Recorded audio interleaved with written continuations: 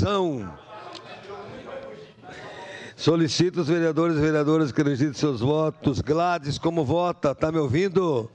Estou ouvindo, senhor presidente, e o meu voto é sim. Obrigado, querida. Vereadora Gladys vota sim.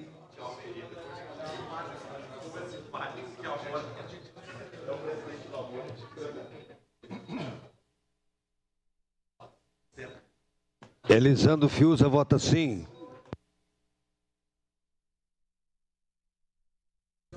Elisandro vota sim também para o 13º dos vereadores. Sim.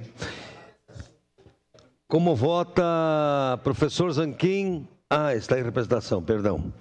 Encerrado o registro dos votos, encerrada a votação.